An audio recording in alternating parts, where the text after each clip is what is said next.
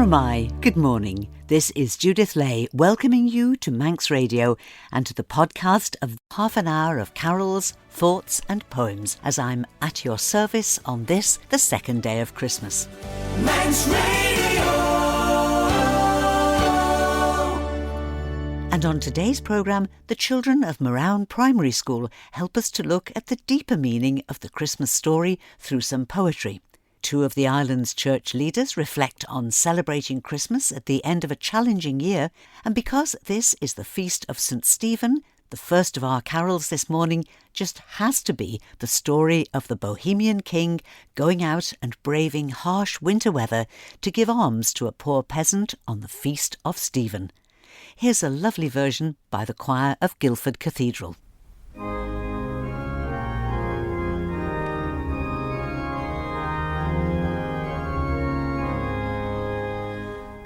King Wenceslas looked out on the feast of Stephen, when the snow lay round about, deep and crisp and even.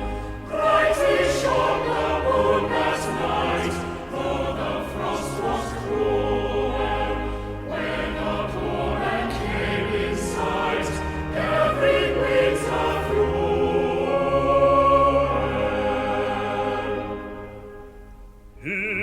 Page and stand by me, if thou know'st it telling, yonder peasant who is he, where and what his dwelling? So he lives a goodly Kent, underneath the mountain, right against the forest fence, by St Agnes'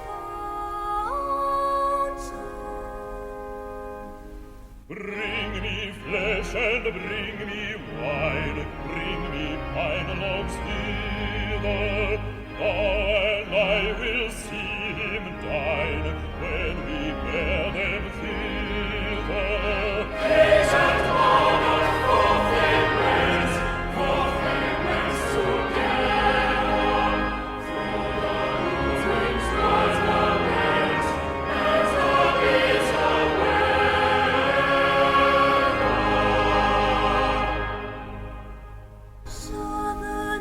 Is darker now, and the wind blows stronger, fills my heart, I know not how I can go no longer. Mark my footsteps, good my page, tread thou in them boldly, thou shalt find the winter's rage, freeze thy bloodless coldly.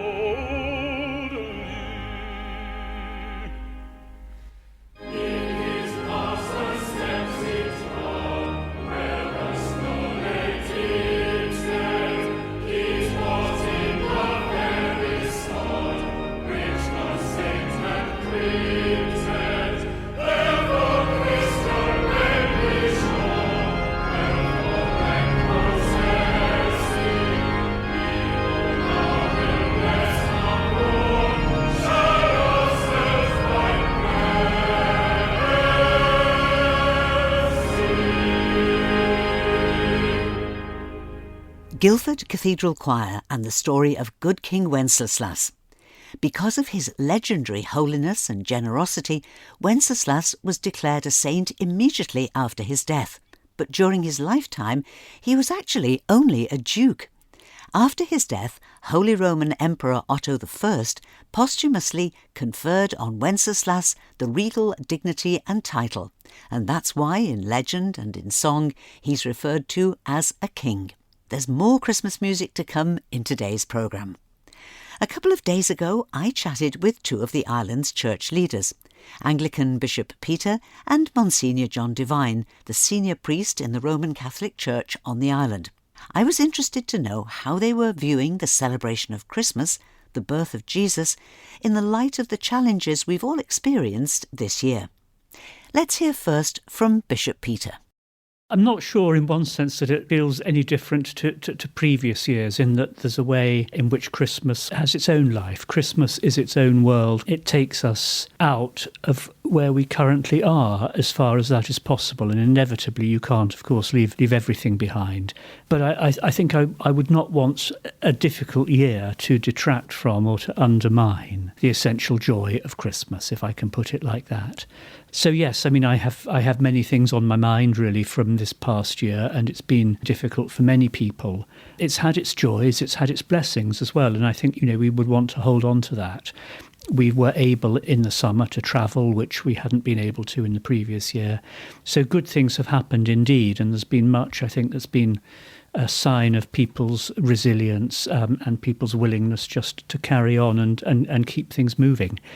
There's the disappointment, clearly, that we haven't been able to move out of the world of the virus as promptly as we'd hoped we might have been able to. And, we acknowledge that, and that is difficult. That sits alongside a number of other things, not just on our own island, but in the wider world as well. So I'm really troubled, for example, by the fact that Christians in the Holy Land are now reduced to such a minimal number, and life there is just so difficult for them. Clearly, I'm troubled by other things as well, not least the inequality around the availability of vaccines, which is why we had our harvest appeal for the UNICEF Give the World a Shot programme, because that just strikes me as so utterly important. So those would be things on the bigger scale that I would have a deep and continuing concern about, and those will be things that I will be praying for as we move from the cusp of one year to the next.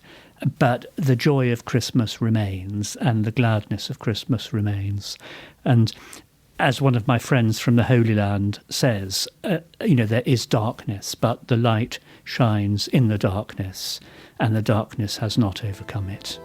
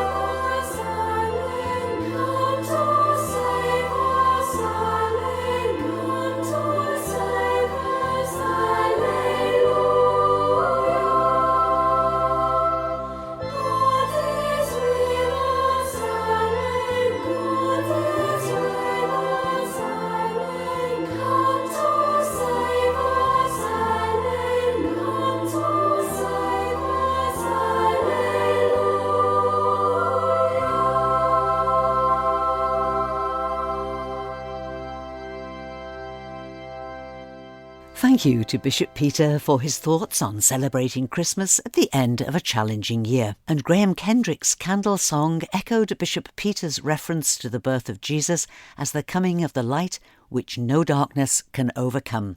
A little later in the programme, we'll hear Monsignor John Devine share his thoughts on celebrating Christmas. But now I've some thought-provoking Christmas poetry from the children of Marown Primary School that they prepared specially for this programme just before the end of term. After we've heard the poems, I'll give you the names of all the children taking part, and my thanks to their teacher, Mrs Jacqueline Shirtliff, for her help in preparing this. It started with a baby and a manger, soft with hay. It started with 3 kings, who came from far away. It started with some shepherds, who saw angels tall and bright. It started with a brilliant star, which filled the skies with light. Now Christmas trees are sparkling, and the shops are filled with toys, which will shortly be delivered to happy girls and boys. Christmas cards are posted, and on Christmas Day, there's the opening of the presents, and the Christmas games and fun. But later on at bedtime, when Christmas Day is done, remember how it started, with a baby in the hay, in a manger, in a stable, 2,000 years away.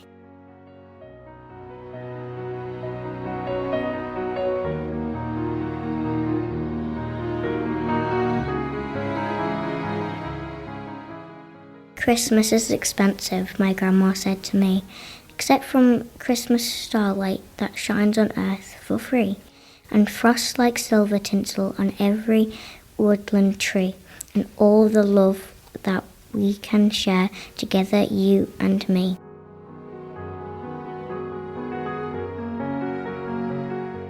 If I had 3 Christmas wishes, my first wish would be for an end to hunger and poverty.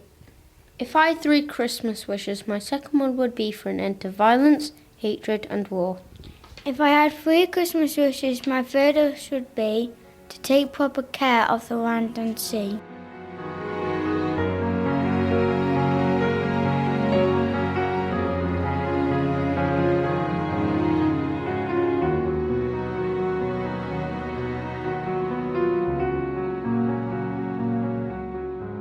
A white carpet for winter and a crackling of frost, a Christmas card picture whose beauty is lost. On the man in the doorway who shivers and prays for a change in the weather, the sun's pallid rays.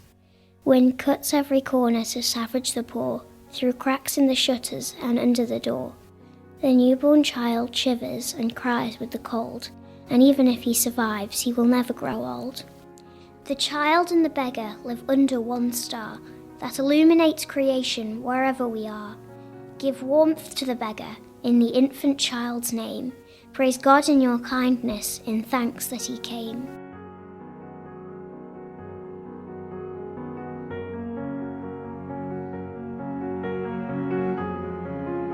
In the stable where the Christ child lay, a small brown bird pecked in the hay. The stable's fire was almost dead, and seeing this, the small bird spread its wings out by the less faint spark. Then fluttering like a meadow lark, it fanned it once more into flame. Good Joseph built the fire again. Mary smiling blessed the bird. Neither she nor Joseph heard the bird's faint cries, and neither guessed at the burnt feathers on its breast. But when in God's good time new feathers came, the robin's breast was red as any flame.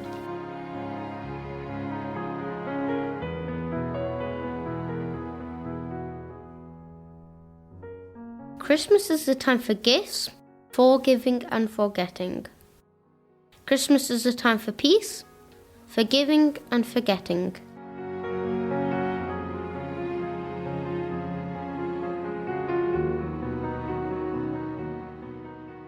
It was night in winter, our house was full, tight packed as salted herrings.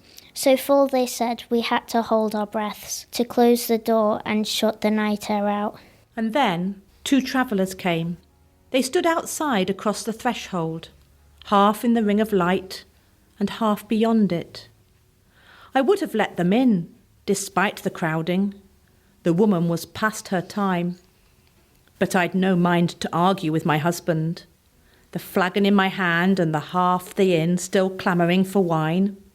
But when trade slackened, and all our guests had sung themselves to bed, or told the floor their troubles, I came out here where he had lodged them. The man was standing as you are now, his hand smoothing that board, He was a carpenter, I heard them say. She rested on the straw, and on her arm a child was lying.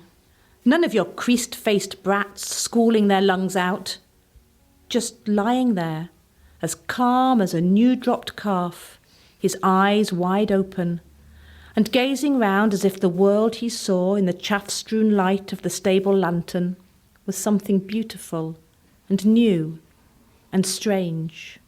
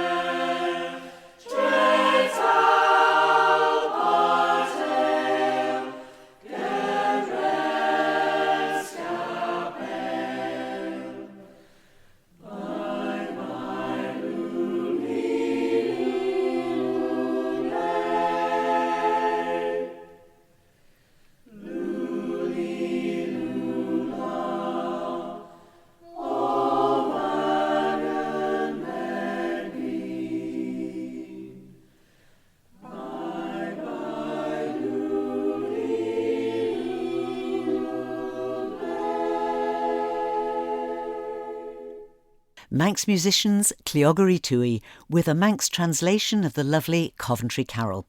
And the poems were brought to us by Ruby Qualtrough, Fiore Jordan, Zach Etchells, Oscar Sheffield, Finbar North, Amelia Kringle and Abby Crone, and their teacher Mrs Jacqueline Shirtliff joined in too, and they're all from Marown Primary School.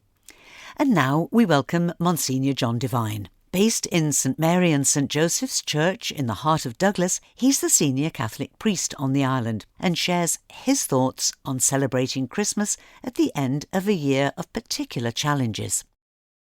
I never thought I'd ever hear myself saying this about Christmas. And if anyone had said this to me a number of years ago, I'd have dismissed them as being a real saddo. But what I'm looking forward to this Christmas, once all the masses and the services and that are over, I'm looking forward to locking the church and closing the front door and having a bit of peace and quiet to myself. Now, that might sound really sad. I'll probably take the dog for a walk. I might even go out on my motorbike, and then I'll come back and I'll probably senselessly watch the TV till I fall asleep. And that's all I'm looking for, really, this Christmas. My reaction of closing the door isn't some cynical dismissal of Christmas and wanting to shut it out. Well, as a priest, I mean, over the year and in every day, I mean, I accompany people through some pretty dire experiences. And I know there'll be tears shed in various homes, this Christmas. Now, that might seem to be a contradiction of the Christmas story. But actually, if you look at the story of the first Christmas, I mean, it was a disaster from start to finish. It was not the perfect birth. It was not the perfect pregnancy. The circumstances were disastrous. I don't think it could have got any worse.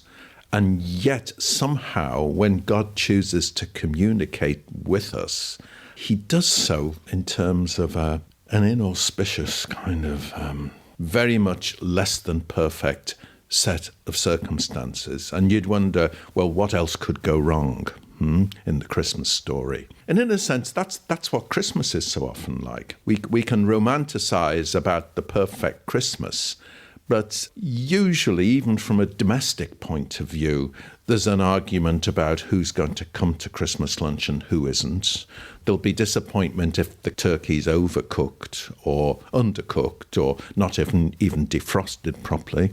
And there are children disappointed with not getting the right presents, or there'll be teenage children who have a hangover from the night before and can't be bothered joining in the family fun, and so on and so on and so on. So it's in the nature of Christmas somehow that it's reality-based, but that there's a spark of wonder to be found in life at the heart of everything. The word grace has kind of meant a lot to me in recent years, which is that grace is something unearned that takes you by surprise, that it's finding life where you don't expect to find it, and just simple good-natured goodness in people. I think one of the things we do at Christmas is traditionally we tell stories as well. Now, the main story we tell is the Christmas story, but we tell all sorts of other fictitious stories. Now, often the fictitious stories have what we would call a happy ending, right? Now, real life doesn't have the romantic happy endings, because often the happy ending where they all live happily ever after, they actually don't. But there's a life-giving quality in everyday events, in the smallest events, where the grace of God operates, which has got something to do with the fact that we're not in control, and that the goodness of God is kind of freely given to us somehow. And it's probably under our noses, and we're looking in the wrong places for it, maybe. Advent, you see, is a season of hope. Part of the problem is that we're not into delayed gratification these days. So Advent has disappeared from the secular calendar. In fact, Christmas begins even before Advent begins. I mean, if in our churches during Advent, everything is purple. That's the symbol of austerity. It's a time of expectation and waiting patiently. That's symbolised for us by Mary's pregnancy. Pregnancy is, of its very nature, a time of waiting and awaiting fulfilment. But we want everything instantly. We want our Christmas before Christmas Day. For a lot of people, Christmas Day itself is an anticlimax because they've already had it. I find I have to keep my foot in both camps. Sometimes I can get quite sniffy about, premature Christmas parties and things. But reflecting on it the other day, I thought, well, I have a sneaking suspicion that if there was any party going, Jesus would have been at it, actually, rather than staying away. A lot of people dismiss the Christmas story as a fairy tale, and we have the story of the virgin birth. What does that mean? In a profound sort of way, every birth is a virgin birth, because the point of that story is that all life comes from God. Every new life is from God, no matter who it is. And that's the point about the story of Mary. It's God intervening in a particular time in human history. When I say God intervenes, I mean God's there already and has been since, the beginning of time, before the beginning of time. That's my belief.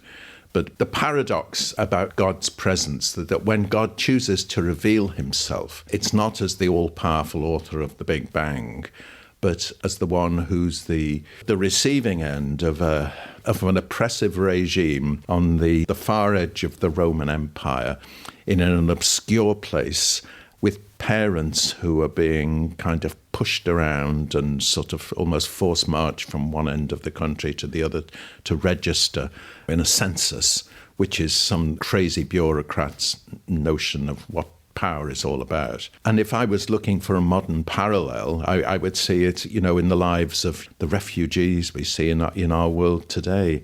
And yet that is the guise in which God wants to reveal himself to us today. And that's as relevant today as it was 2,000 years ago. Hark, the herald angels sing, glory to the newborn King. Peace on earth and mercy mild, God and sinners reconciled. Joyful Lord, ye nations rise, join the triumph of the skies. With angelic host proclaim, Christ is born in Bethlehem. Hark, the herald angels sing, glory to the newborn King. Christ my highest and adored, Christ the everlasting Lord. Late in time behold him come, offspring of the Virgin's womb. Veiled in flesh the Godhead see, veiled incarnate deity. Pleased as man with man to dwell, Jesus our Emmanuel. Hark, the herald angels sing, glory to the newborn King.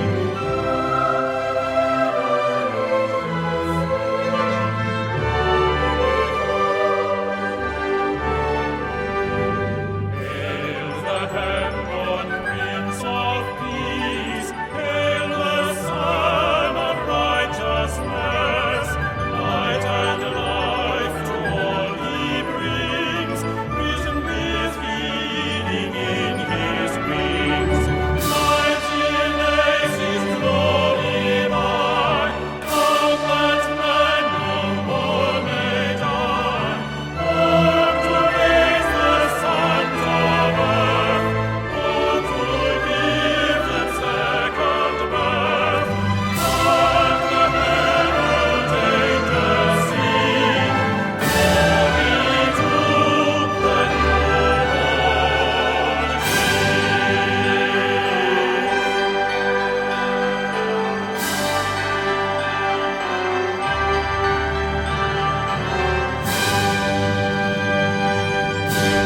The priests with an uplifting version of the carol Hark, the Herald Angels Sing, and a little bit of poetry to make you smile. Here's Joseph Jennings and Santa Claus. I don't know why they're blaming me, when all I did was climb a tree and bat a shiny silver ball. How could I know the tree would fall? And when those silly lights went out, they didn't have to scream and shout and turf me out and shut the door. No one loves me anymore. I'm in the kitchen by myself. But wait, what's on that high up shelf? A lovely turkey, big and fat. How nice! They do still love the cat. And that's all that we have time for this morning. My thanks to guests Bishop Peter and Monsignor John Devine, and to the children of Marown Primary School, and to their teacher Mrs Jacqueline Shirtliff for the selection of poetry in the programme. And as always, my thanks to you for listening. I'll be back here tonight at 9 for Seasonal Sundown, a relaxing end to your Boxing Day. And if you'd like to choose a favourite hymn to be included in a future programme, or you have news items for our notice board, which will return at the end of next week's programme, you can email me anytime on judithlay@manxradio.com. So, till we meet again, this is Judith wishing you a truly happy and blessed Christmas season, and a very good morning.